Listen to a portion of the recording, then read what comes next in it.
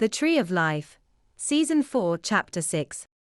In this episode, we will be talking about what distinguishes a dissonant consensuality from a conjoined consensuality, i.e., what determines whether it is a dissonant space or a conjoined space in light of non-linearity. To start off, when two actors intersect, they can do so by function of the conjoined consensuality, or they can do so within non-linearity, the space of pure consensuality. Dissonant consensualities exist as a parallel or divergent experience channel linked to negation. Which is to say, that when two archetypal consensual individuals interact, these interactions within the conjoined consensuality manifest as nodal points comprising the intersections of 9 dialogues, comprising affirmation of 9 impulses corresponding to each archetypal consensual actor. But ultimately, as we have seen in previous episodes, the dissonant consensuality created by negation only occurs for the social actor within that dissonant space. Within the space of the conjoined consensuality, there is a distinct history corresponding to the path of that social actor. Now, this means that the conjoined consensuality, defined as the affirmational response of 9 dialogues to 9 self-conscious impulses, must reflect the expectations of that consensus. Which means that, if you examine the individual experiences of individuals within the conjoined consensuality, their experiences, or the memories or histories corresponding to those experiences, are provided higher weight precisely because they are linked to the consensus. This means that the nonlinearity of the pure consensuality, which exists just beyond the conscious perception of the average conjoined consensual actor, is not in fact a spatial space. It is a space created by the higher weighting of particular memories, by the consensus reality due to the linking of those experiences to a particular set of expectations about reality.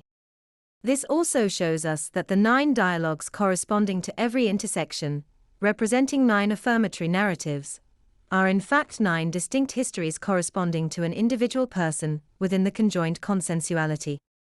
Thus, the nodal points of each intersection represent the bridging of these distinct histories into a single linear stream, which represents the output experience or action of that social actor after intersection. Thus, we can see that it is as if, within the conjoined consensuality, the fraying of the actor's linear path, as you go backwards from the intersection and forward to the next, represents the consensus points between those 9 distinct histories according to the expectations of the constituent narratives. This means that substitution and displacement events, intersection points between actors, occur according to the overlap between distinct expectational systems, which represent the consensus conjoined consensuality. The levels of these 9 narratives, and the corresponding expectational systems, are hierarchically stratified by the particular narratives underlying the expectational system. In other words, the telescopic effect, which describes the stacking of perceptual experiences, occurs due to the nodal points, comprising the intersection of 9 distinct histories corresponding to the nodes of overlap between 9 expectational systems amongst intersections between archetypal consensual actors. What does this tell us about territoriality?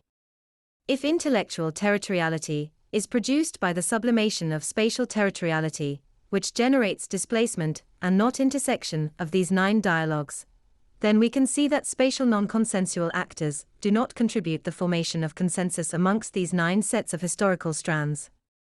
Which means that spatial non-consensual actors represent lineal lines which ended up on the wrong side of history, i.e., the victors wrote the historical narrative.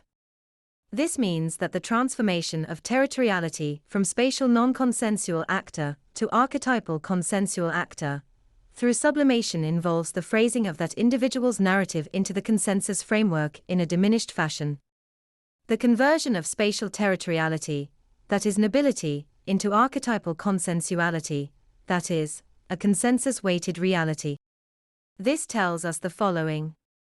If the telescopic effect is the manifestation of the nodal overlap between 9 distinct narratives of history, then we can see that what the flipping of the telescopic effect actually refers to is the reincorporation of narrative strands which have been excluded from the conjoined consensuality.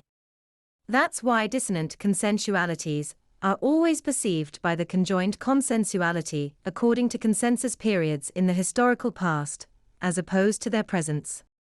That's the end of the podcast for today.